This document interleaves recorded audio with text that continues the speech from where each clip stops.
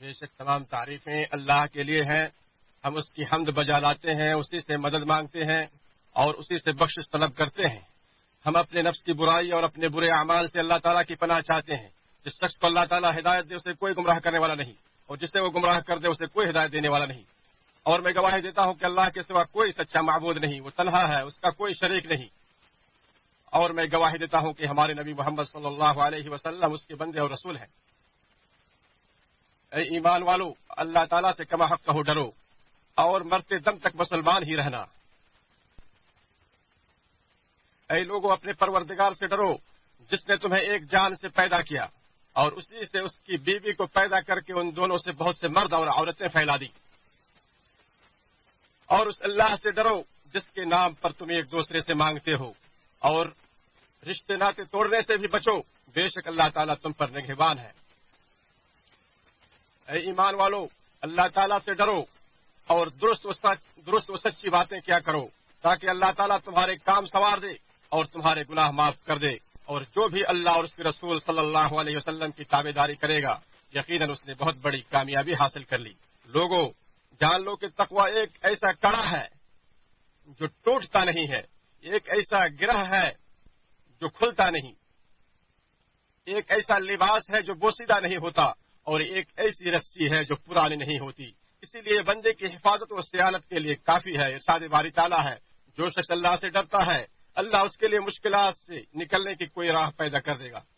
اے مومن مرد و عورت، جب ہم کتاب کائنات کی ورق گردانی کرتے ہیں، اس کے صفحات کو پلٹتے ہیں اور اس میں غور و تدبر کی نگاہ دوڑاتے ہیں تاکہ اس کی ایجادات و اختراعات اور اس کی جمالیات سے اپنی نگاہوں کو بھر سکیں، تو رب دو جہاں کے حسن صنعت اور جمال کاریگری کو دیکھ کر ہم ورطہ حیرت میں پڑ جاتے ہیں.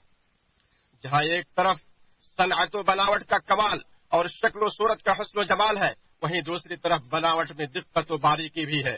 ایک دقیق و باریک نظام ہے جو صنعت و بناوٹ کے کمال و مضبوطی اور شکل و صورت کے حسن و جمال کو سموئے ہوئے ہے. دونوں بالکل یکساں ہیں، کوئی کسی پر فائق نہیں ہے.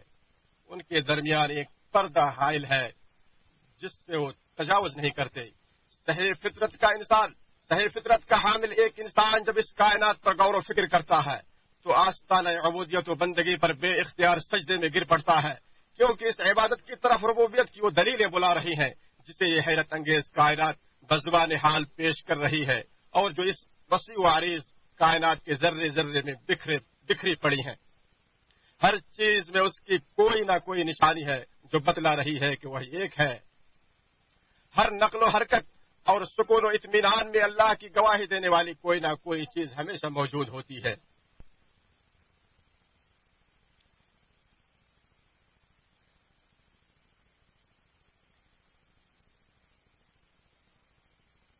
اے مومن مرد و عورت، آپ ان دنوں باران رحمت اس کے فیض سے زمین پر لہلہاتے سبزاروں اور حسین و جمیل مناظر سے لطف اندوز ہو رہے ہیں. گویا زمین بادل سے برسنے والے پانی سے نہانے کے بعد حسن و جمال کے کپڑے زیب تن کیے اترا رہی ہے. ایسے ہی خوبصورت مناظر کی کسی شاعر نے بڑی خوب تصویر کشی کی ہے کہ گلشن کے فرش رنگا رنگ ہو گئے ہیں، اس کے پھول مختلف شکل و صورت اور رنگ لے چکے ہیں، بعض بہت سفید، بعض سخت پیلا، بعض بہت نیلا اور بعض خالص سرخ. درختوں کے سائے خراما خراما آگے بڑھ رہے ہیں اور ٹہنیاں ہواؤں کے ساتھ اٹکھیلیاں کر رہی ہیں، اور زمین کو خود اپنے اوپر تعجب ہے کہ وہ کیسے ہنس رہی ہے، حالانکہ بادل مسلسل آنسو بہا رہے ہیں.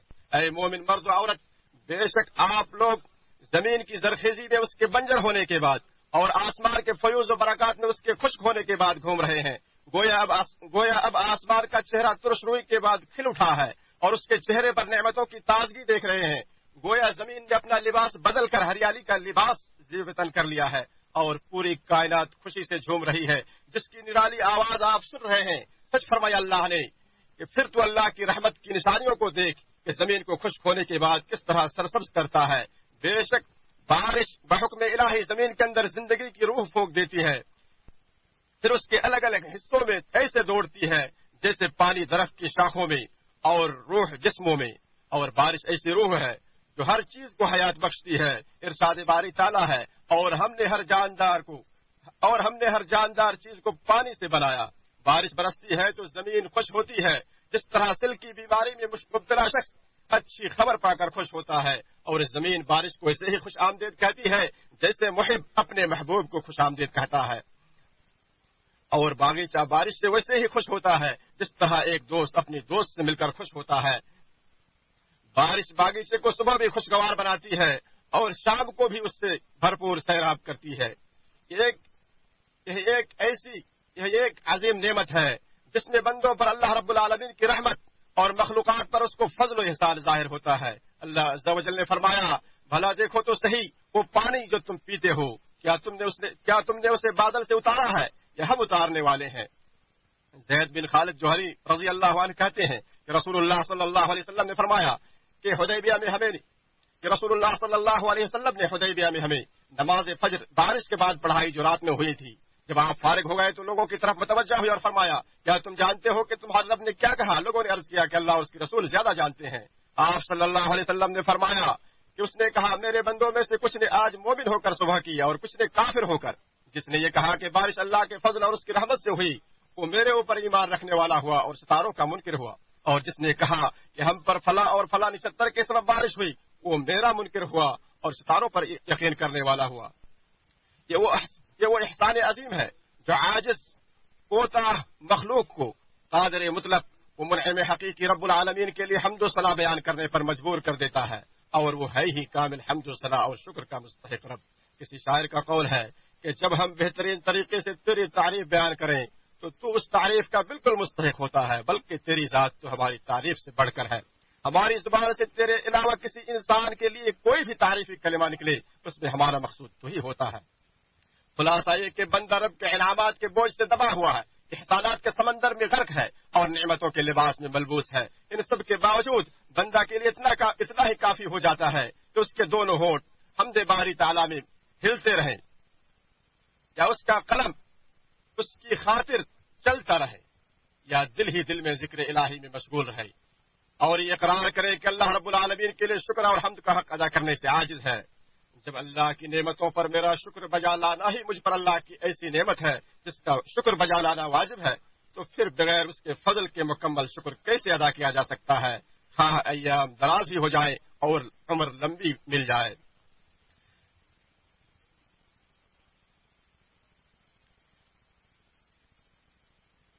بلا شبہ بارش کا نزول اللہ رب العالمین کی ربوبیت, قدرت, وحدانیت اور بلا شرکت غیر تخلیق اور تدبیر کی ایک بڑی دلیل اور عظیم نشانی ہے جو توحید الوہیت و عبودیت کو مستلزم ہے.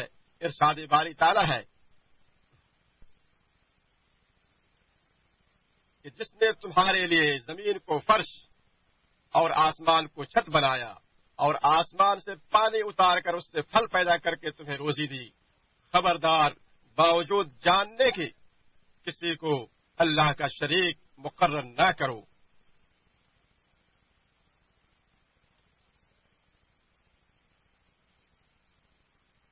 لہذا جو ذات ربوبیت میں تنہا و یکتا ہے وہی ذات تنہا عبادت کی بھی مستحق ہے. وہ ذات جس نے یہ تنہا یہ سب پیدا کیے وہ مشرکوں کی تہمتوں سے پاک ہے. وہ ذات جو تنہا تدبیر کرتا ہے وہ مشرکوں کے شرک سے باری ہے. اللہ تعالیٰ ہمارے اور آپ سب کے لیے قرآن کریم کو بابرکت بنائے, ہمیں ہر بدعت سے محفوظ رکھے اور ہر فتنے سے بچائے. تقوی اور اللہ سے ڈر و خوف کو سامان نجات, ذخیرہ آخرت اور دخول جنت کا باعث بنائے. میں نے جو کہا آپ نے سنا, میں اللہ سے اپنے لیے اور آپ سب کے لیے مغفرت طلب کرتا ہوں. آپ سب بھی اس سے مغفرت طلب کریں, بے شک وہ رجوع کرنے والوں کو معاف کرنے والا ہے.